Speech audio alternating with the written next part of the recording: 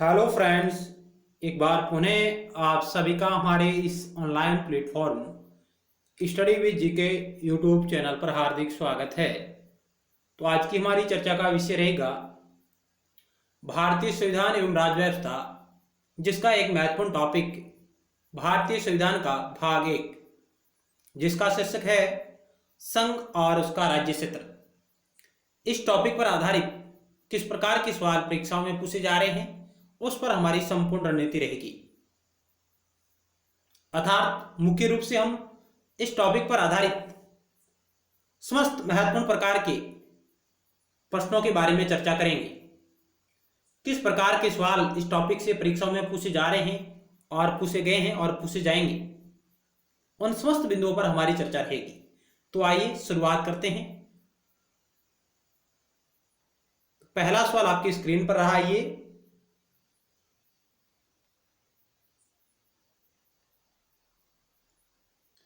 निम्नलिखित जोड़ों में से किसने देशी रियासतों को भारतीय संघ का अंग बनने में सबसे महत्वपूर्ण भूमिका अदा की? चार ऑप्शन आपके समक्ष रहे: सरदार पटेल और जवाहरलाल नेहरू, सरदार पटेल और बीपी मेनन, सरदार पटेल और महात्मा गांधी, सरदार पटेल और के.एम. मुंशी, कन्हैयालाल माणिक्यलाल मुंशी जिनका पूरा नाम है। इनमें से वो विद्वान जिन्होंने देशी रियासतों को भारतीय संघ का अंग बनने में सबसे महत्वपूर्ण भूमिका अदा की है। अर्थात भारतीय रियासतों का एकीकरण करने में सबसे महत्वपूर्ण भूमिका किन विद्वानों की रही?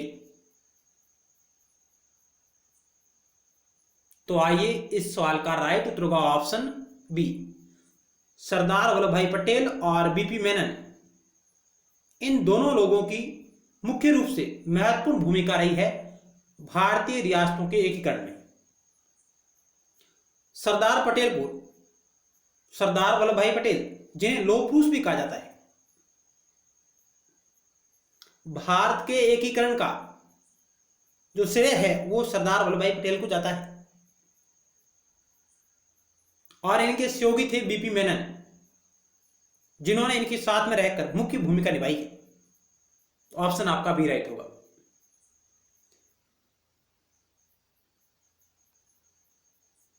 सरदार वल्लभ भाई पटेल से जुड़े हुए और अन्य क्या महत्वपूर्ण तथ्य हैं, वो भी आपके समक्ष रहे। सरदार वल्लभ भाई झावेर भाई पटेल इनका पूरा नाम है, और सरदार की उपाधि है जो बारदोली सत्याग्रह के दौरान बारदोली की महिलाओं ने वल्लभ भाई पटेल को सरदार की उपाधि प्रदान की थी। बारदोली सत्याग्रह 1928 में गुजरात में हुआ था। वल्लभ भाई पटेल का जन्म है जो 31 अक्टूबर 1875 को हुआ, और इनका निधन 15 दिसंबर 1950 को हुआ।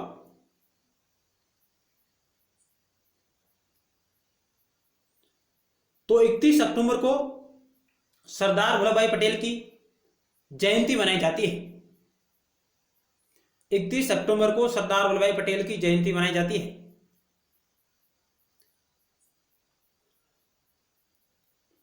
और वल्लभ भाई पटेल सरदार पटेल के नाम से लोकप्रिय थे। एक भारतीय राजनीतिज्ञ, यानी भारतीय के राजनेता, उन्होंने भारत के पहले उप प्रधानमंत्री के रूप में भी कार्य किया। यानी कि ये भारत के पहले उप प्रधानमंत्री रहे हैं। कौन? सरदार वल्लभ भाई पटेल। अब तक भारत के कुल 7 उप प्रधानमंत्री रहे हैं। अब तक कुल भारत के 7 उप प्रधानमंत्री रहे हैं लोग, जिनमें पहले थे सरदार वल्लभ भाई पटेल, और इनकी पद पर रहते हुए मृत्यु हो गई थी 15 दिसंबर 1950 को। ये एक भारतीय अधिवक्ता और राजनेता थे जो भारतीय राष्ट्रीय कांग्रेस के एक वरिष्ठ नेता भी थे, सरदार वल्लभ भाई पटेल। उन्होंने भारत के राजनीतिक एकीकरण और 1947 के भारत पाक युद्ध के दौरान गृह मंत्री के रूप में भी कार्य किया था। भारत के राजनीतिक एकीकरण का जो श्रेय है सरदार वल्लभ भाई पटेल को जाता है, और इन्होंने 1947 के भारत पाक युद्ध के समय गृह मंत्री के रूप में भी कार्य किया था। बारडोली सत्याग्रह भारतीय स्वाधीनता संग्राम के दौरान वर्ष 1928 में गुजरात में हुआ एक प्रमुख किसान आंदोलन था, जिसका नेतृत्व सरदार वल्लभ भाई पटेल के द्वारा किया गया था।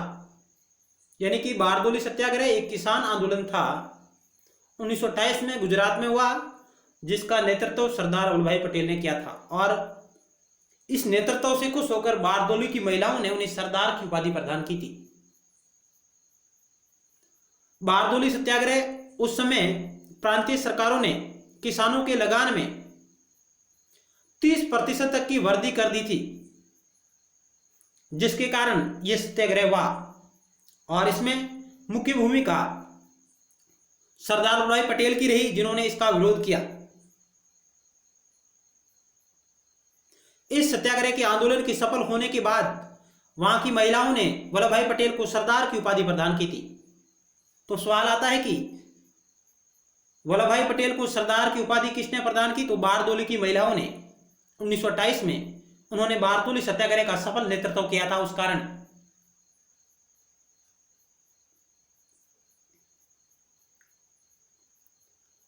आगे भारत के वर्तमान प्रधानमंत्री श्री नरेंद्र दामोदर दास मोदी जी ने उनके विचारों को आगे बढ़ाने के लिए स्टैच्यू ऑफ यूनिटी नाम की प्रतिमा है जो लगाई है। भारत के प्रथम उप प्रधानमंत्री तथा प्रथम गृह मंत्री सरदार वल्लभ भाई पटेल को समर्पित एक स्मारक है, यानी एक प्रतिमा है बड़ी, जो भारतीय राज्य गुजरात में स्थित है। तो स्टैच्यू ऑफ यूनिटी का संबंध सरदार वल्लभ भाई पटेल से है, जिनकी प्रतिमा, जिनका स्मारक गुजरात राज्य में स्थित है। तो ये कुछ अन्य महत्वपूर्ण तथ्य रहे आपके समक्ष। ये हमारा पार्ट 2 है। यदि आपने पार्ट 1 नहीं देखा तो आप उसे भी जरूर देखिएगा, जिसमें हमने व्यापक रूप से भारतीय संविधान के भाग 1 संघ और उसका राज्य क्षेत्र, जिसमें कुल 4 अनुच्छेद है, 1 से लेकर 4 आर्टिकल है, उनके बारे में व्यापक रूप से चर्चा की है। यदि आपने पार्ट 1 को नहीं देखा तो आप उसे भी जरूर देखिएगा, जिसका लिंक आपको इसी वीडियो सीरीज के नीचे डिस्क्रिप्शन बॉक्स में मिल जाएगा। यदि आप लोग भारतीय संविधान एवं राज्य व्यवस्था, राजनीति विज्ञान, नागरिक शास्त्र और लोक प्रशासन विषय से संबंधित अन्य और महत्वपूर्ण वीडियो सीरीज देखना चाहते हैं तो आप हमारे YouTube channel study with GK की प्लेलिस्ट पर जा सकते हैं, जहां आपको राजनीति विज्ञान, भारतीय संविधान और राज्य व्यवस्था, नागरिक शास्त्र और लोक प्रशासन विषय पर आधारित अलग अलग प्लेलिस्टों के माध्यम से अन्य और महत्वपूर्ण वीडियो सीरीज आपको वहां पर देखने को मिलेगी। तो अगला सवाल आपकी स्क्रीन पर रहा 2 नंबर।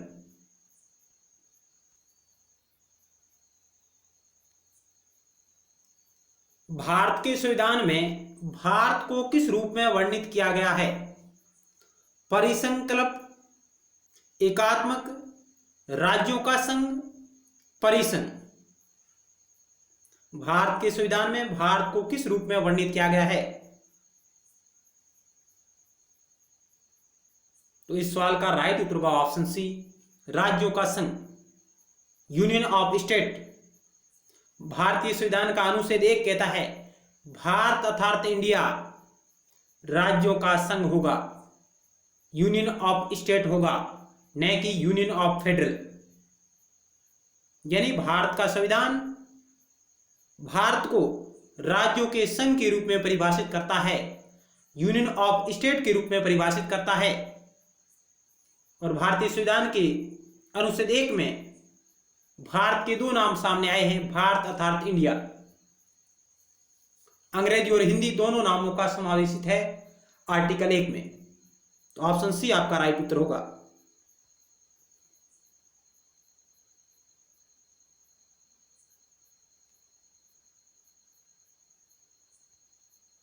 यानी भारतीय संविधान का भाग 1 जिसका शीर्षक है संघ और उसका राज्य क्षेत्र, जिसमें आर्टिकल 1 जिसमें कहा गया है संघ का नाम और राज्य क्षेत्र के बारे में बात करता है।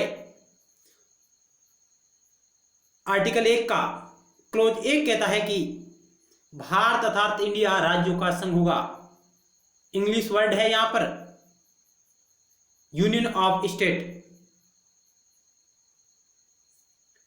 आर्टिकल 1 का क्लोज 2 कहता है कि राज्य और उनके राज्य क्षेत्र वे होंगे जो पहली अनुसूची में शामिल है। और आर्टिकल 1 का क्लोज 3 कहता है कि भारत के राज्य क्षेत्र में राज्यों के राज्य क्षेत्र पहली अनुसूची में शामिल संघ राज्य क्षेत्र और ऐसे अन्य राज्य क्षेत्र जो अर्जित किए जाएं वे शामिल होंगे।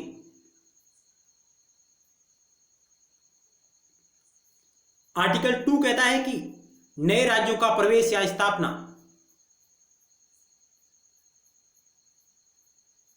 संसद विधि द्वारा ऐसे निर्बंधों और शर्तों के अधीन जो वह ठीक समझे संघ में नए राज्यों का प्रवेश या उनकी स्थापना कर सकेगी। यह बात करता है आर्टिकल 2। आगे चलते हैं। अगला सवाल आपकी स्क्रीन पर रहा 3 नंबर।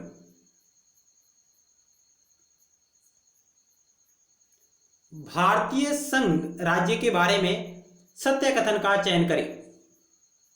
भारतीय संघ राज्य के बारे में सत्य कथन का चयन करें। आपको 2 कथन दिए गए हैं। पहला कथन है कि भारत का संघ राज्यों के बीच हुए समझौते का परिणाम है। राज्यों को संघ से विभक्त होने का अधिकार है। सही कूट का आपको चयन करना है। केवल पहला, केवल दूसरा, पहला दूसरा दोनों, उपरोक्त में से कोई नहीं। क्या होगा इस 3 नंबर सवाल का राइट उत्तर? इस वीडियो लेक्चर में हमने लगभग 50 सवाल शामिल किए हैं, तो आप लगातार हमारे साथ बने हुए हैं। तो आइए इस सवाल का राइट उत्तर होगा ऑप्शन डी, उपरोक्त में से कोई नहीं, यानी कि दोनों कथन गलत है। कैसे, आइए चेक करते हैं। भारत का संघ राज्यों के बीच हुए समझौते का परिणाम है, नहीं। भारतीय संविधान का अनुच्छेद 1 कहता है भारत अर्थात इंडिया राज्यों का संघ है, यूनियन ऑफ स्टेट है, जो कि किसी समझौते का परिणाम नहीं है और न ही उनको अर्थात राज्यों को संघ से अलग होने का अधिकार है। यानी कि राज्यों को संघ से अलग होने का अधिकार नहीं है। जबकि अमेरिकी संघ है जो राज्यों के समझौते का परिणाम है।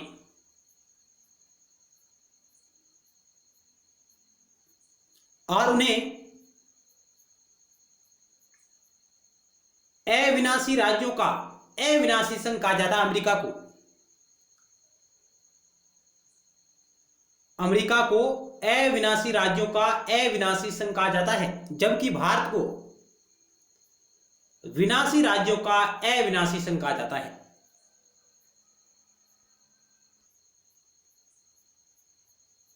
अर्थात हम कह सकते हैं कि भारत के जो राज्य हैं जिनके बारे में कहा जाता है कि भारतीय के संघीय शासन के बारे में कहा जाता है कि भारत नस्वर राज्यों का अनस्वर संघ है, जबकि अमेरिका के बारे में कहा जाता है कि अमेरिका अनस्वर राज्यों का अनस्वर संघ है या अविनाशी राज्यों का अविनाशी संघ है। तो ऑप्शन आपका डी राइट होगा, क्योंकि भारत के राज्य जिन्हें संघ से अलग होने का अधिकार नहीं है और भारत का संघ राज्यों के बीच हुए समझौते का परिणाम नहीं है, यानी राज्यों ने समझौता करके संघ का निर्माण नहीं किया है। तो ऑप्शन डी आपका राइट होगा। इस प्रकार के भी सवाल परीक्षा में पूछे जाते हैं कि भारत के संघ को कहा जाता है, तो हम कह सकते हैं कि विनाशी राज्यों का अविनाशी संघ कहा जाता है, अर्थात नस्वर राज्यों का अनस्वर संघ कहा जाता है, जबकि अमेरिकी संघ को अविनाशी राज्यों का अविनाशी संघ अर्थात अनस्वर राज्यों का अनस्वर संघ कहा जाता है। अगला सवाल आपकी स्क्रीन पर रहा 4 नंबर।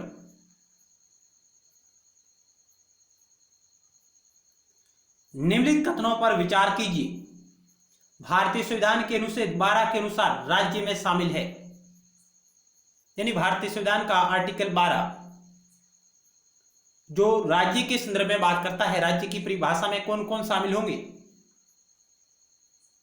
और आर्टिकल 12 से 35 तक जो अनुच्छेद है वो भारतीय संविधान के भाग 3 में शामिल है, मूल अधिकारों के नाम से। तो 4 कथन आपके समक्ष अतिरिक्त कथन दिए गए हैं। उपयुक्त कथनों में से कौन सा सही है? तो ऑप्शन आपका ए राइट होगा। पहला, दूसरा, तीसरा तीनों सही है कि भारत की संसद और सरकार राज्य में शामिल है आर्टिकल 12 के अनुसार। राज्यों की सरकार और विधानमंडल ये भी राज्य में शामिल है। तीसरा है, भारतीय राज्य क्षेत्र के भीतर या भारत सरकार के नियंत्रण के अधीन सभी स्थानीय या अन्य प्राधिकारी वो भी राज्य की परिभाषा के अंतर्गत शामिल है। तो ऑप्शन आपके तीनों सही है। अनुच्छेद 12 के अनुसार राज्य की परिभाषा में भारत की संसद अर्थात सरकार दोनों शामिल है, राज्यों की सरकार और विधानमंडल दोनों शामिल है, भारतीय राज्य क्षेत्र के भीतर या भारत सरकार के नियंत्रण के अधीन सभी स्थानीय या अन्य प्राधिकारी ये भी उसमें शामिल है। अगला सवाल आपकी स्क्रीन पर रहा 5 नंबर। निम्नलिखित में से कौन सा राज्य का सबसे महत्वपूर्ण तत्व माना जाता है? ध्वज, राजधानी, संप्रभुता, शासन अध्यक्ष। तो ऑप्शन सी राइट होगा। संप्रभुता, सॉवरेंटी, जिसे राज्य का सबसे महत्वपूर्ण तत्व माना जाता है, ऑप्शन आपका सी राइट होगा। डॉक्टर गवर्नर के अनुसार राज्य के 4 आवश्यक तत्व हैं, यानी डॉक्टर गवर्नर के अनुसार राज्य की 4 आवश्यक तत्व बताए हैं उन्होंने जो पहला तत्व बताया, उन्होंने कहा कि मनुष्यों का समुदाय, यानी अर्थात हम कह सकते कि जनसंख्या, यह भी राज्य के आवश्यक तत्वों में शामिल है। दूसरा है एक प्रदेश जिसमें वे स्थायी रूप से निवास करती हो, अर्थात एक निश्चित क्षेत्र, जनसंख्या क्षेत्र। तीसरा है आंतरिक संप्रभुता तथा बाहरी नियंत्रण से स्वतंत्रता अर्थात संप्रभुता। और चौथा है जनता की इच्छा को कार्य रूप में परिणित करने हेतु एक राजनीतिक संगठन अर्थात सरकार। हम कह सकते हैं कि राज्य के 4 आवश्यक तत्व है, जनसंख्या, एक निश्चित क्षेत्र, सरकार और संप्रभुता। ये 4 आवश्यक तत्व है, लेकिन इन चारों में संप्रभुता सबसे महत्वपूर्ण तत्व है, सॉवरेंटी सबसे महत्वपूर्ण तत्व है। आंतरिक संप्रभुता और बाहरी संप्रभुता। भारतीय संविधान की प्रस्तावना भारत को एक संप्रभु राष्ट्र के रूप में घोषित करती है कि वह अपने आंतरिक और बाहरी मामलों में किसी भी प्रकार का निर्णय लेने में क्या है, स्वतंत्र है, सर्वशक्तिमान है। तो इस प्रकार राज्य के 4 आवश्यक तत्व है डॉक्टर गवर्नर के अनुसार, जिनमें संप्रभुता सबसे महत्वपूर्ण है। अगला सवाल आपकी स्क्रीन पर रहा।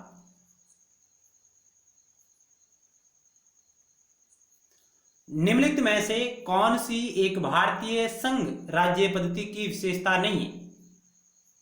भारतीय संघ राज्य पद्धति की विशेषता नहीं है।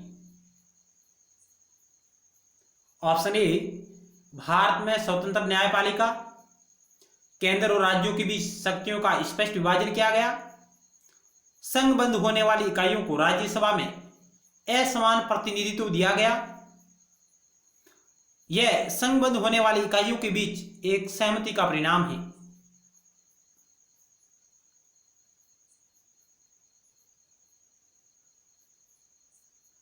तो आइए इस सवाल का राइट उत्तर होगा ऑप्शन डी, जो कि भारतीय संघ राज्य पद्धति की विशेषता नहीं है। कैसे नहीं है? क्योंकि भारत का संघ इकाइयों के बीच होने वाली सहमति का परिणाम नहीं है, यानी संघ से बनने वाली इकाइयों के बीच एक सहमति का परिणाम भारत का संघ नहीं है। इस प्रकार का संघ है अमेरिकी संघ, जो राज्यों के बीच हुए सहमति का परिणाम है।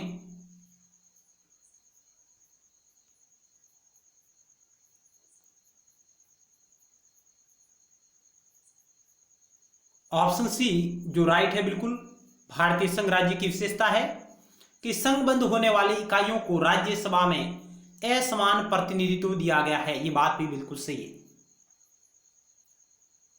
क्योंकि राज्यसभा में विभिन्न राज्यों में असमान प्रतिनिधित्व है, समान प्रतिनिधित्व नहीं दिया गया है। जबकि अमेरिका में, अमेरिका के उच्च सदन को हम सीनेट के नाम से जानते हैं, कांग्रेस का जो उच्च सदन है उसको हम सीनेट कहते हैं, उसमें राज्यों को समान प्रतिनिधित्व दिया गया है। अर्थात हम कह सकते हैं कि अमेरिका में कुल 50 राज्य है जिनका सीनेट में जो बहुमत है, सीनेट में जिनका प्रतिनिधित्व है वो समान रूप से, यानी प्रत्येक राज्य को 2 सीटें दी गई है। सीनेट की कुल सदस्य संख्या 100 है, जिसमें प्रत्येक राज्य को 2 सीटें प्राप्त है। अमेरिका में 50 राज्य हैं और सीनेट की सदस्य संख्या 100 है, जिसमें प्रत्येक राज्य को 2 सीटें दी गई है। अर्थात अमेरिकी संघ, जिसमें राज्यसभा को समान प्रतिनिधित्व दिया गया है।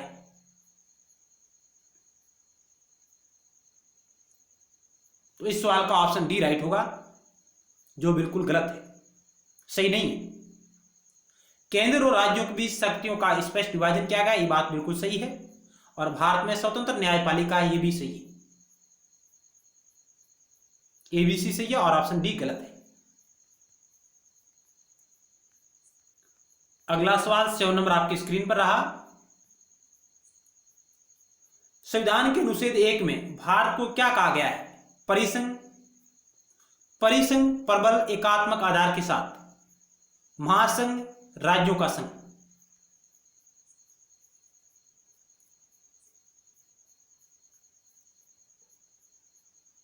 सेवन नंबर सवाल का राइट उत्तर होगा ऑप्शन डी।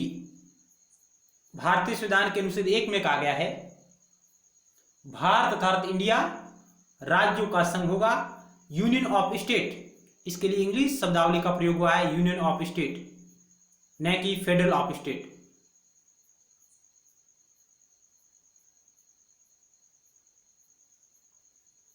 अगला सवाल आपकी स्क्रीन पर रहा। निम्नलिखित में से किस अनुच्छेद में इंडिया को भारत भी कहा गया है? अनुच्छेद 1, अनुच्छेद 2, अनुच्छेद 3, अनुच्छेद 4। ऑप्शन ए राइट होगा। अनुच्छेद 1 में भारत अर्थात इंडिया, भारत के 2 नामों का जिक्र मिलता है। ऑप्शन ए आपको राइट होगा। अगला सवाल 9 नंबर आपकी स्क्रीन पर रहा। भारत के संविधान के किस अनुच्छेद के अंतर्गत संसद नए राज्यों को भारतीय संघ में शामिल कर सकती है? भारत के संविधान के किस आर्टिकल के तहत संसद नए राज्यों को भारतीय संघ में शामिल कर सकती है?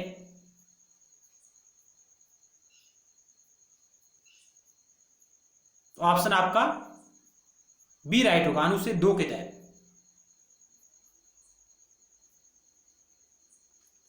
अनुच्छेद 2 कहता है कि संसद विधि द्वारा भारत में, भारतीय संघ में नए राज्यों का प्रवेश या स्थापना कर सकती है। अनुच्छेद 2 कहता है, ऑप्शन बी राइट हो।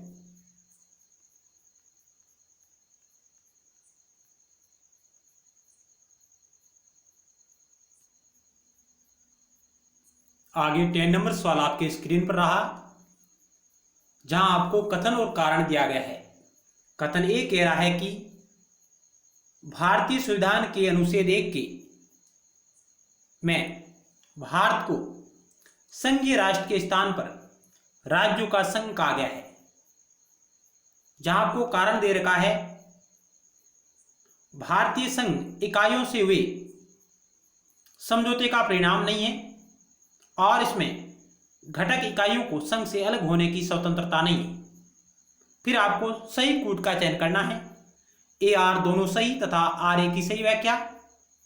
ए आर दोनों सही किंतु आर ए का सही स्पष्टीकरण नहीं है। ए सही किंतु आर गलत, ए गलत किंतु आर सही। क्या होगा इस सवाल का राइट उत्तर?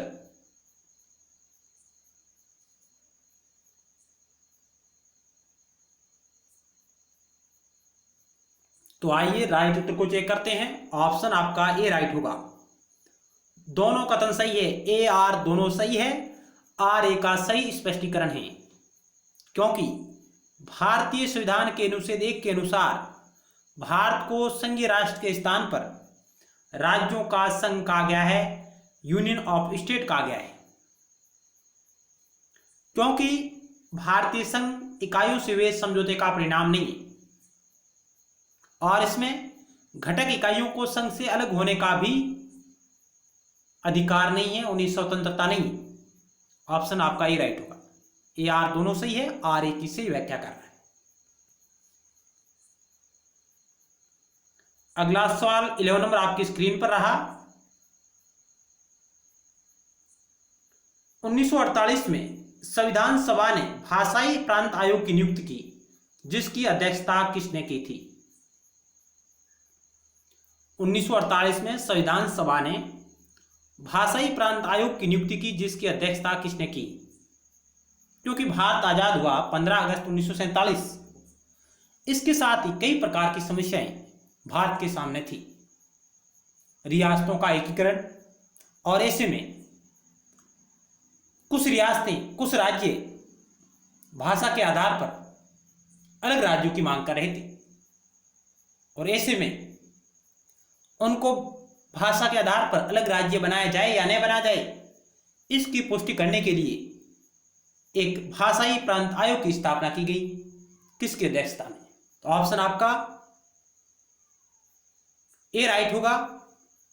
न्यायमूर्ति एस के धर, श्याम कृष्णधर। यहां कभी कभार धर और दर भी आ जाता है, तो आपको यहां पर कंफ्यूज होने की कोई आवश्यकता नहीं। तो भाषाई प्रांत आयोग की स्थापना एस के धर की अध्यक्षता में की गई थी, या एस के धर की अध्यक्षता में की गई थी 1948 में, जो इलाहाबाद हाई कोर्ट के सेवानिवृत्त न्यायाधीश थे, जिनका पूरा नाम है श्याम कृष्णधर। ऑप्शन आपका ही राइट होगा।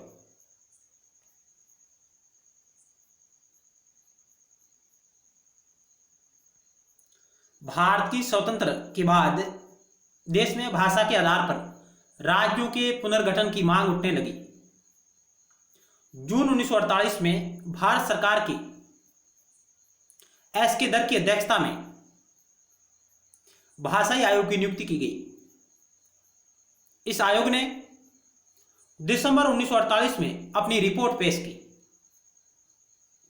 जिसमें उसने सिफारिश की कि राज्यों के पुनर्गठन का आधार भाषा के आधार पर न होकर के प्रशासनिक सुधार के आधार पर होना चाहिए। प्रशासनिक सुविधा के आधार पर राज्यों का पुनर्गठन होना चाहिए। भाषा के आधार को इसने नकार दिया। इससे राज्यों में अत्यधिक असंतोष फैल गया और अतः भारत सरकार को एक और समिति बनानी पड़ी। दिसंबर 1948 में भारत सरकार ने एक और नई समिति की स्थापना की, जिसको हम भाषाई प्रांत समिति या जेवीपी समिति कहते हैं। जेवीपी, क्योंकि जून 1948 में एस के धर की अध्यक्षता में भाषा के आधार पर राज्यों के पुनर्गठन के संबंध में एस के धर की अध्यक्षता में धर आयोग की स्थापना की गई थी, अर्थात भाषाई आयोग की स्थापना की गई थी, जिसने दिसंबर 1948 में अपनी रिपोर्ट पेश की, जिसमें उसने बताया कि भाषा के आधार पर राज्यों का पुनर्गठन न करके प्रशासनिक सुविधा के अनुसार राज्यों का पुनर्गठन होना चाहिए और इससे राज्यों में और असंतोष फैल गया। और उस असंतोष को देखते हुए भारत सरकार ने दिसंबर 1948 में भाषाई प्रांत समिति बनाई, जिसको जेवीपी समिति भी कहा जाता है, जिसमें 3 सदस्य थे।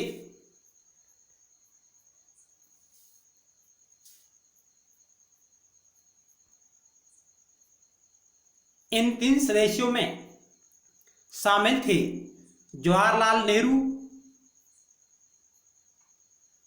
सरदार वल्लभ भाई पटेल और पट्टाभी सीतारामैया।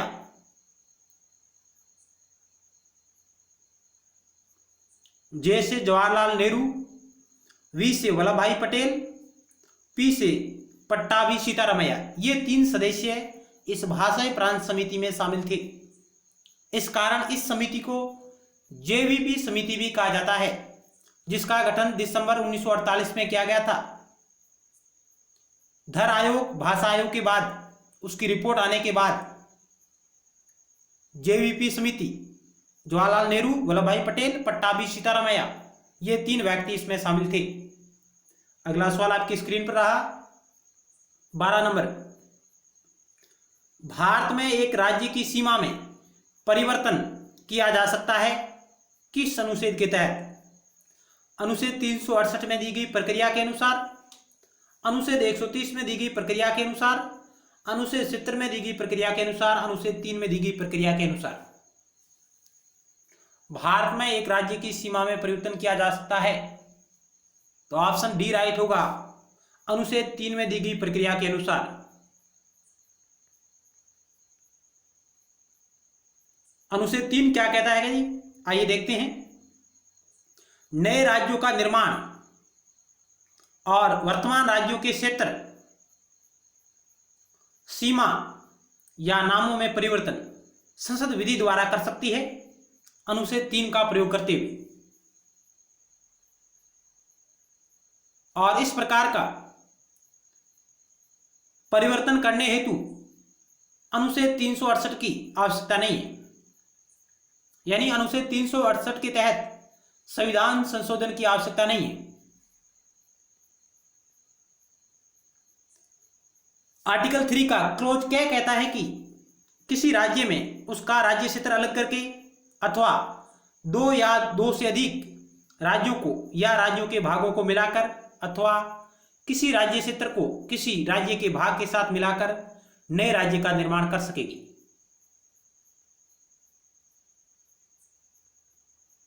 और आर्टिकल 3 का क्लोज ख कहता है कि किसी राज्य का क्षेत्र बढ़ा सकेगी।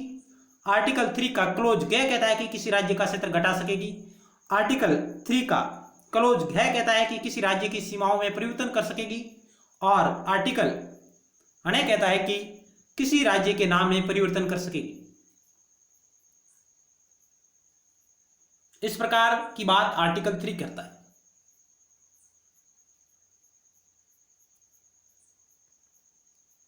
अगला सवाल आपकी स्क्रीन पर रहा 13 नंबर। निम्नलिखित में से कौन एक नए राज्यों के निर्माण के लिए संवैधानिक उपबंध नहीं है? निम्नलिखित में से कौन एक नए राज्य के निर्माण के लिए संवैधानिक उपबंध नहीं है, संविधान में शामिल नहीं है? किसी राज्य का क्षेत्र बढ़ाकर, किसी राज्य का क्षेत्र घटाकर, किसी राज्य का नाम परिवर्तन करके एक राज्य संघ राज्य क्षेत्र शामिल कर सकेगा। तो ऑप्शन आपका डी राइट होगा। यह संविधान में कहीं लिखा हुआ नहीं है कि एक राज्य संघ राज्य क्षेत्र शामिल कर सकेगा। एक राज्य संघ राज्य क्षेत्र शामिल कर सकेगा, इस प्रकार का प्रावधान भारतीय संविधान में कहीं नहीं लिखा हुआ है। जबकि ये तीनों बातें भारतीय संविधान के अनुच्छेद 3 में वर्णित है। अगला सवाल आपकी स्क्रीन पर रहा 14 नंबर। नए प्रदेश के सृजन एवं उसकी सीमा निर्धारण का अधिकार है किसको? नए राज्य के गठन एवं उसकी सीमा निर्धारण का अधिकार किसके पास है? संसद, उपराष्ट्रपति, राज्यपाल, उपरोक्त में से कोई नहीं। ऑप्शन ए राइट होगा। संसद विधि के द्वारा नए राज्यों का गठन कर सकती है, उसकी सीमा का निर्धारण कर सकती है, परिवर्तन कर सकती है।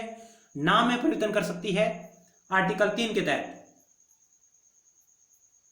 अर्थात आर्टिकल 3, भारत के अंतर्गत किसी प्रकार का परिवर्तन करना हो राज्यों में, उसकी सीमाओं में, नाम में, तो हम अनुच्छेद 3 का प्रयोग करेंगे।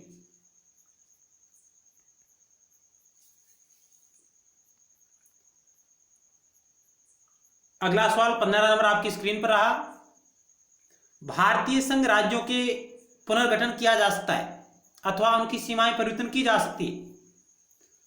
भारतीय संघ के राज्यों का पुनर्गठन किया जा सकता है अथवा उनकी सीमाएं परिवर्तित की जा सकती है। 4 ऑप्शन आपके समक्ष रहे। संसद द्वारा, विधान की सामान्य प्रक्रिया में, साधारण बहुमत द्वारा। ऑप्शन बी है संसद के दोनों सदनों के 2/3 बहुमत द्वारा। ऑप्शन सी संसद के दोनों सदनों के 2/3 बहुमत एवं संबंधित राज्यों के विधानमंडलों की सहमति से। ऑप्शन डी संबंधित राज्य सरकारों की सहमति से संघीय सरकार के कार्यपालिका आदेश द्वारा।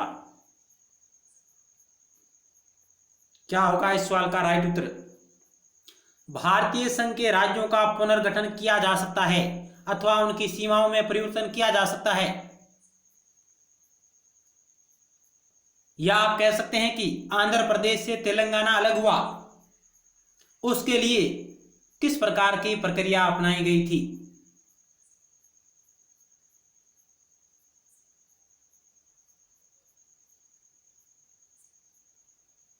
तो आइए राइट उत्तर को चेक करते हैं। ऑप्शन आपका ए राइट होगा।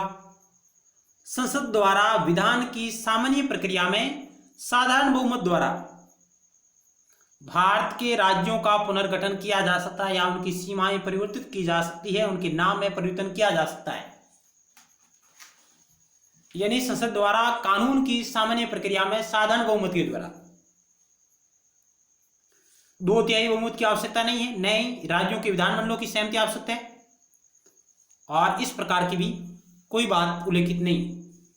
ऑप्शन ए आपका राइट होगा, क्योंकि आर्टिकल 3 कहता है कि आर्टिकल 3 के तहत कोई भी परिवर्तन किया जाएगा उसके लिए अनुच्छेद 368 का प्रयोग करने की कोई जरूरत नहीं है। 368 संविधान संशोधन की बात करता है, अर्थात 368 की प्रक्रिया का कोई पालन करने की आवश्यकता नहीं है यदि आर्टिकल 3 के तहत आप कोई परिवर्तन कर रहे हैं तो। ऑप्शन आपका ये राइट होगा। हमने पार्ट 1 में आर्टिकल 1, आर्टिकल 2, आर्टिकल 3, आर्टिकल 4, इन चारों आर्टिकलों के बारे में विस्तार से चर्चा की है। यदि आपने वीडियो लेक्चर पार्ट 1 नहीं देखा तो आप उसे जरूर देखेगा, जिसका लिंक आपको इसी वीडियो सीरीज के नीचे डिस्क्रिप्शन बॉक्स में मिल जाएगा, जिसको देखने के बाद आपके सारे डाउट क्लियर हो जाएंगे। अगला सवाल 16 नंबर आपकी स्क्रीन पर रहा। भारतीय संविधान के अंतर्गत राज्यों की सीमाओं में क्षेत्रीय परिवर्तन किए जा सकते हैं। भारतीय संविधान के अंतर्गत राज्यों की सीमाओं में क्षेत्रीय परिवर्तन किए जा सकते हैं राज्य पुनर्गठन आयोग द्वारा, राज्यों के बहुमत की सहमति से संसद द्वारा, संसद के विधेयक द्वारा, परिवर्तन से प्रभावित प्रांतों की सहमति से संसद द्वारा।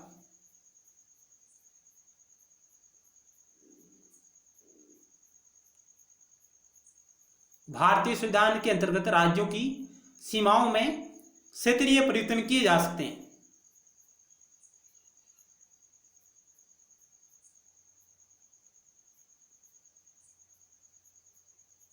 क्या होगा इस सवाल का राइट उत्तर? 16 नंबर सवाल आपकी स्क्रीन पर रहा।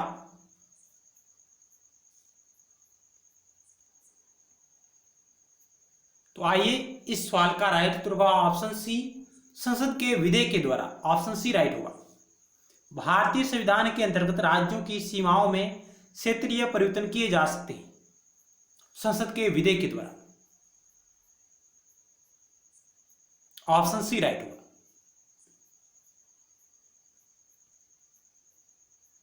अगला सवाल 17 नंबर आपकी स्क्रीन पर रहा।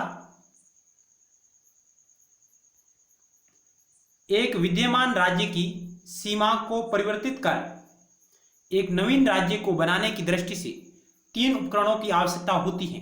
वे हैं: एक विद्यमान राज्य की सीमा को परिवर्तित कर एक नवीन राज्य को बनाने की दृष्टि से 3 उपकरणों की आवश्यकता होती है। वे हैं सर्वोच्च न्यायालय, राष्ट्रपति, संसद। ऑप्शन बी, संसद, सर्वोच्च न्यायालय तथा संबंधित राज्य का विधानमंडल। ऑप्शन सी, सर्वोच्च न्यायालय, राष्ट्रपति, संबंधित राज्य का विधानमंडल। ऑप्शन डी, राष्ट्रपति, संसद और संबंधित राज्य का विधानमंडल। क्या होगा इस सवाल का राइट उत्तर?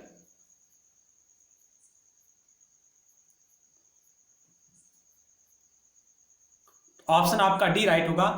राष्ट्रपति, संसद, संबंधित राज्य का विधानमंडल, इन 3 उपकरणों की आवश्यकता होती है। एक विद्यमान राज्य की सीमा को परिवर्तित कर एक नवीन राज्य को बनाने की दृष्टि से इन 3 उपकरणों की आवश्यकता होती है: राष्ट्रपति, संसद, संबंधित राज्य का विधानमंडल। क्यों है? क्योंकि भारतीय संविधान का आर्टिकल 3 जो इसके बारे में बात करता है कि आर्टिकल 3 के तहत कोई भी विधेयक यदि संसद में ला रहे हो तो उससे पहले राष्ट्रपति की पूर्व अनुमति आवश्यक है। और राष्ट्रपति इस प्रकार की अनुमति कब देगा? जब वह देखेगा कि इस विधेयक से किसी राज्य का हित प्रभावित हो रहा है या नहीं हो रहा है।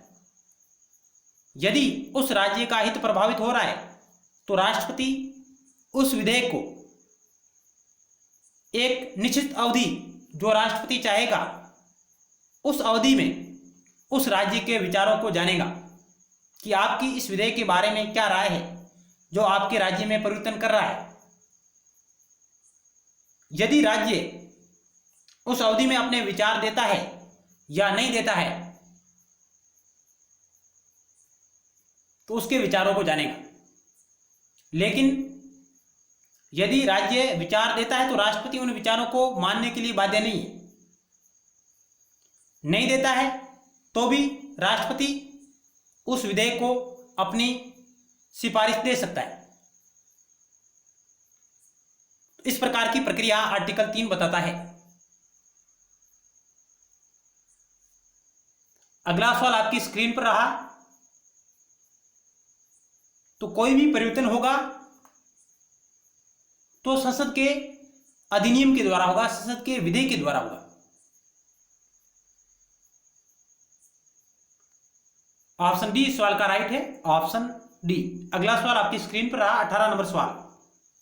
भारत में नए राज्य का गठन रिक्त स्थान से होता है, विशेष बहुमत से, सरल बहुमत से, बिना किसी बहुमत के, इनमें से कोई नहीं। भारत में नए राज्य का गठन होता है तो ऑप्शन बी राइट होगा, सरल बहुमत से अर्थात साधारण बहुमत से, सिंपल मेजोरिटी से।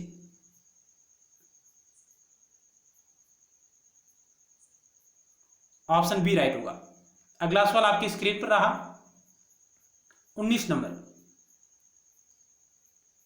जहां आपको कथन और कारण दिया गया है। भारत संघ नहीं है, भारत संघ नहीं है, कारण है किसी भी राज्य का क्षेत्र, सीमा, नाम उसकी सहमति के बिना भी परिवर्तन करने की शक्ति संघीय संसद को प्राप्त है।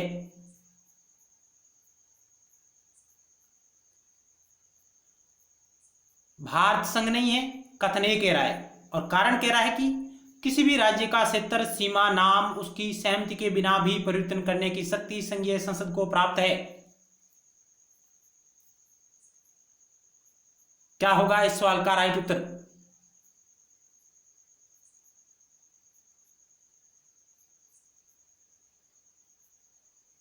तो इस सवाल का राइट उत्तर होगा ऑप्शन डी। ए गलत है परंतु आर सही है। भारत एक राज्यों का संघ है और भारतीय संघ को किसी भी राज्य का क्षेत्र, सीमा, नाम और उसकी सहमति के बिना भी परिवर्तन करने की शक्ति संघीय संसद को है। यदि राज्य चाहे या न चाहे तो भी भारत की संसद परिवर्तन कर सकती है। ऑप्शन डी आपका राइट होगा।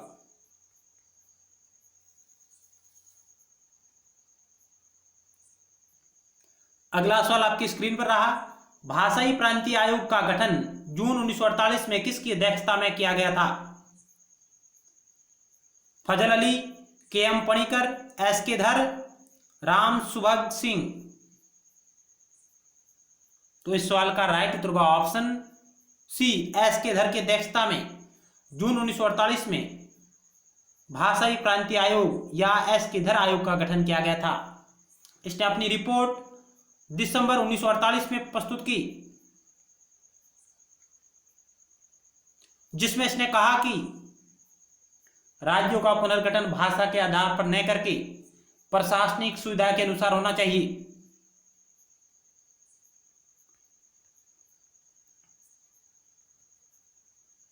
17 जून 1948 को संविधान सभा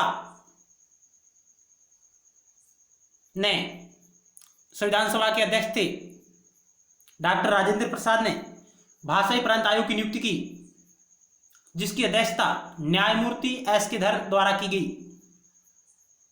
भाषा आधार पर भारतीय राज्यों के पुनर्गठन के मामले की जांच के लिए इस आयोग की नियुक्ति की गई थी।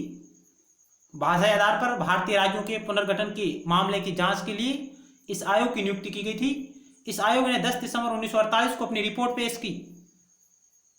इस आयोग ने कहा कि भाषा के आधार पर राज्यों का पुनर्गठन नहीं होना चाहिए। भाषा के आधार पर राज्यों के पुनर्गठन की मांग को इसने अस्वीकार कर दिया। इसने कहा कि प्रशासनिक सुविधा के अनुसार राज्यों का पुनर्गठन होना चाहिए।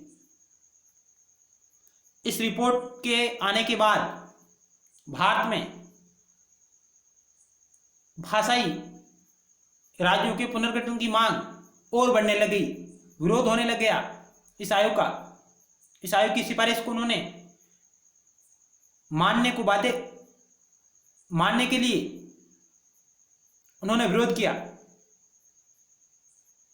और उस विरोध को रोकने के लिए भारत सरकार ने दिसंबर 1948 में जेवीपी समिति की स्थापना की।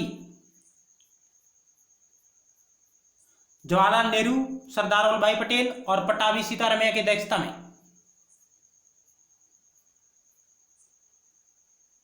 अगला सवाल आपकी स्क्रीन पर रहा 21 नंबर,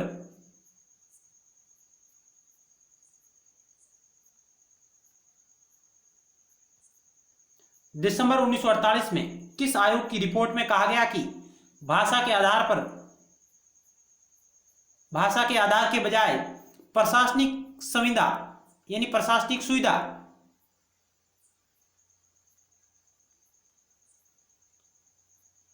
के आधार पर राज्यों का पुनर्गठन हो?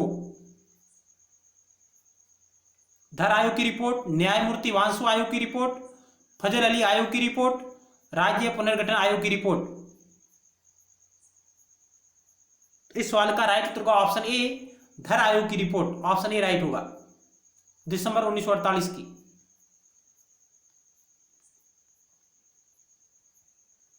भाषाई राज्यों की अवधारणा का प्रस्तावना किया नेहरू रिपोर्ट ने, धर कमीशन रिपोर्ट ने, कैबिनेट मिशन योजना ने, साइमन कमीशन ने। भाषाई राज्यों की अवधारणा का प्रस्तावना किसने किया? इस सवाल का राइट उत्तर होगा ऑप्शन बी, धर कमीशन रिपोर्ट ने। धर आयोग, भाषाई प्रांत आयोग, इसने भाषाई राज्यों की अवधारणा का प्रस्तावना किया कि भाषा के आधार पर राज्यों का पुनर्गठन होना चाहिए या नहीं होना चाहिए। इसकी जांच के लिए इस आयोग की नियुक्ति की गई थी। ऑप्शन बी राइट होगा।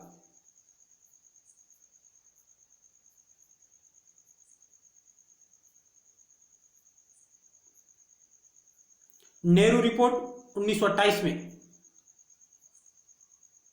कैबिनेट मिशन योजना 1946 और साइमन कमीशन 1928।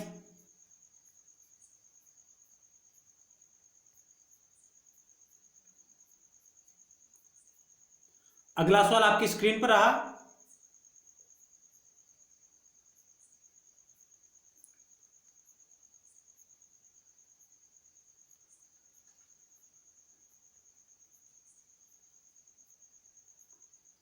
73 नंबर सवाल आपकी स्क्रीन पर है, जो कह रहा है कि निम्न कथनों पर विचार कीजिए और दिए गए कूट की सहायता से बताइए कि इनमें से कौन सा कथन सही है।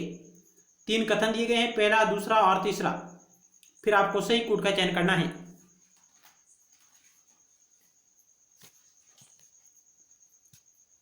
आइए एक एक करके चेक करते हैं। संविधान में यूनियन ऑफ स्टेट्स शब्द प्रयुक्त हुआ है क्योंकि भारतीय राज्यों को अलग होने का अधिकार नहीं है। क्या पहला कथन सही है या गलत? संविधान में यूनियन ऑफ स्टेट्स शब्द का प्रयोग हुआ है क्योंकि भारतीय राज्यों को अलग होने का अधिकार नहीं है। यह कथन अपने आप में बिल्कुल सही है। दूसरा कथन क्या कहता है कि एस.के. धर्क आयोग ने राज्यों के पुनर्गठन हेतु भाषा के आधार की अपेक्षा प्रशासनिक सुविधा को वरीयता दी थी। यह बात भी बिल्कुल सही है। दूसरा कथन भी सही है, राइट है। तीसरा कथन है कि पंडित जवाहरलाल नेहरू, सरदार पटेल, पट्टाभी सीतारामैया की अध्यक्षता में कांग्रेस कमेटी राज्यों के पुनर्गठन में भाषाई के आधार के पक्ष में नहीं थी। यानी जेवीपी समिति राज्यों के पुनर्गठन में भाषाई आधार के पक्ष में नहीं थी। अर्थात यह भी ऑप्शन है, जो तीसरा कथन भी बिल्कुल सही है। कहने का मतलब यह है कि जेवीपी समिति की स्थापना दिसंबर 1948 में की गई थी और जब इसने अपनी रिपोर्ट दी तो उसमें भी इसने भाषा के आधार पर राज्यों की मांग को अस्वीकार कर दिया था। अर्थात यह समिति भी भाषा के आधार पर राज्यों के पुनर्गठन के पक्ष में नहीं थी।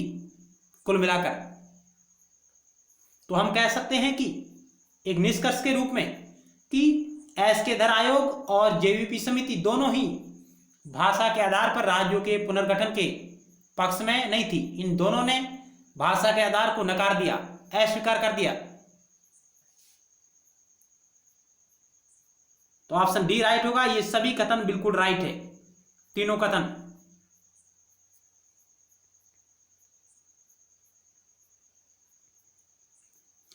दिसंबर 1948 में एस.के. धर आयोग की रिपोर्ट के बाद जेवीपी समिति जवाहरलाल नेहरू, वल्लभ भाई पटेल, पट्टाभी सीतारामैया को भारतीय राज्यों के भाषाई पुनर्गठन की संभावना को पुनः स्थापित करने के लिए स्थापित किया गया था।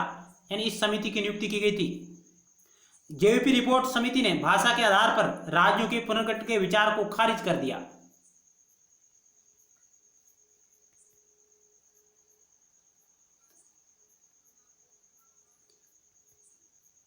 भाषाई प्रांत समिति,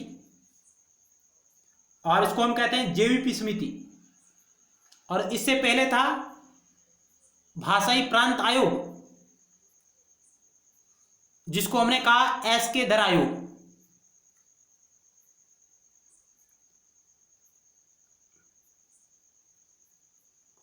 जवाहरलाल नेहरू, वल्लभ भाई पटेल और पट्टाभी सीतारामैया की अध्यक्षता में दिसंबर 1948 में एक समिति का गठन किया गया, जिसे जेवीपी समिति के नाम से जाना जाता है।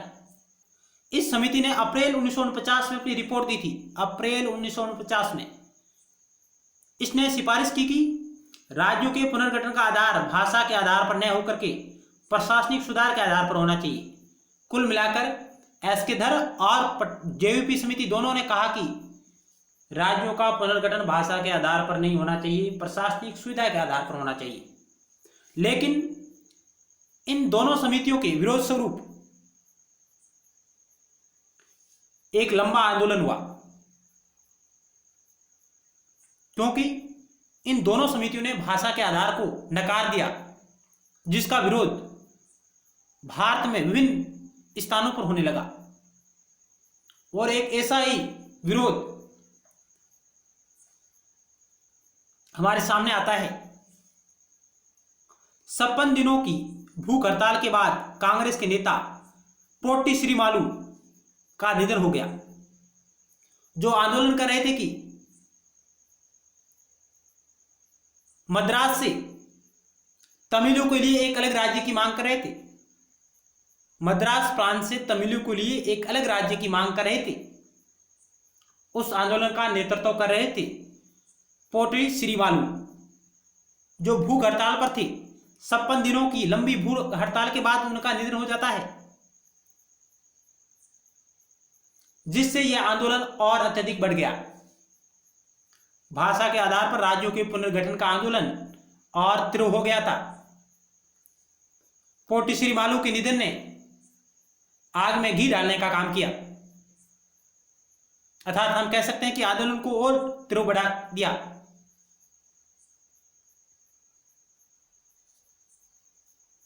अर्थात 56 दिनों की भूख हड़ताल के बाद वरिष्ठ कांग्रेसी नेता पोटी श्रीमालू का निधन हो गया, जो मद्रास से तमिलों को लिए एक अलग राज्य की मांग कर रहे थे, अर्थात आंध्र प्रदेश राज्य की। अतः भारत सरकार को विकट परिस्थितियों में इनके निधन के बाद पंडित जवाहरलाल नेहरू ने घोषणा की कि भाषा के आधार पर आंध्र प्रदेश राज्य का गठन होना चाहिए। हालांकि जवाहरलाल नेहरू भाषा के आधार पर राज्यों के पुनर्गठन के पक्ष में नहीं थे, लेकिन इनके निधन ने और तीव्र आंदोलन ने उनको मजबूर कर दिया। अतः भारत सरकार को मजबूर होकर अक्टूबर 1953 में भाषा के आधार पर पहले राज्य के गठन के लिए मजबूर होना पड़ा और मद्रास से तेलुगु भाषी प्रदेश को अलग करके आंध्र प्रदेश का गठन किया गया। अर्थात भाषा के आधार पर गठित होने वाला देश का पहला राज्य है आंध्र प्रदेश, जिसका गठन अक्टूबर 1953 में किया गया। मद्रास प्रांत से अलग होकर तमिल को लिए एक अलग प्रदेश की मांग भाषा के आधार पर की गई थी, जिसको यहां पूरा किया गया। कभी कभार कथन आता है कि क्या जवाहरलाल नेहरू भाषा के आधार पर राज्यों के पुनर्गठन के समर्थक थे? बिल्कुल नहीं थे, लेकिन उन्होंने इस घटना के बाद इस घटना को और आंदोलन को रोकने के लिए भाषा के आधार पर राज्यों के पुनर्गठन की मांग को आंशिक रूप से स्वीकार किया। अगला सवाल आपकी स्क्रीन पर रहा 24 नंबर। स्वतंत्रता के पश्चात भारत में भाषाई आधार पर पुनर्गठन निम्नलिखित में से किस कारणवश प्रारंभ हुआ? भाषा के आधार पर राज्यों का पुनर्गठन किस कारणवश प्रारंभ हुआ? धरा समिति की रिपोर्ट के कारण, न्यायमूर्ति वांसु समिति की रिपोर्ट के कारण, पीसी रामुलु की मृत्यु के कारण, राज्य पुनर्गठन आयोग की रिपोर्ट के कारण। स्वतंत्रता के पश्चात भारत में भाषाई आधार पर पुनर्गठन निम्नलिखित में से किस कारणवश आरंभ हुआ था? तो ऑप्शन आपका सी राइट होगा। पोटी श्रीरामुलु की 56 दिनों की भूख हड़ताल के बाद उनका निधन हो गया था। इस कारणवश भारत में भाषाई आधार पर राज्यों के पुनर्गठन आरंभ हुए। इनकी मृत्यु के बाद आंदोलन तीव्र हो गया था और उस विकट परिस्थितियों में पंडित जवाहरलाल नेहरू जी ने आंध्र प्रदेश राज्य की मांग को स्वीकार किया, जो भाषा के आधार पर बन रहा था, और अक्टूबर 1953 में आंध्र प्रदेश के राज्य का गठन किया गया। भाषा के आधार पर गठित होने वाला पहला राज्य था आंध्र प्रदेश। और उसके बाद भारत सरकार ने राज्यों के पुनर्गठन की मांग तीव्र हो रही थी, उसको देखते हुए 1953 में फजल अली की अध्यक्षता में राज्य पुनर्गठन आयोग की स्थापना की, नियुक्ति की। राज्य पुनर्गठन आयोग फजल अली की अध्यक्षता में गठित किया गया था 1953 में, जिसने अपनी रिपोर्ट 1955 में सौंपी।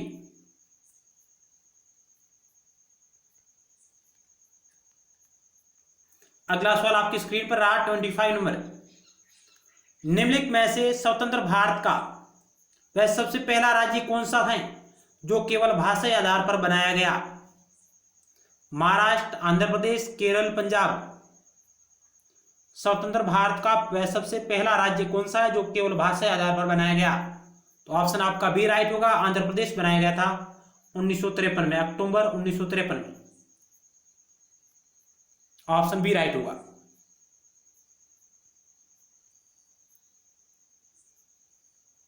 तो आज हमने इस वीडियो लेक्चर के माध्यम से भारतीय संविधान के भाग 1 संघ और उसका राज्य क्षेत्र और उसके अनुच्छेदों पर आधारित अभ्यास प्रश्नों को हमने देखा है।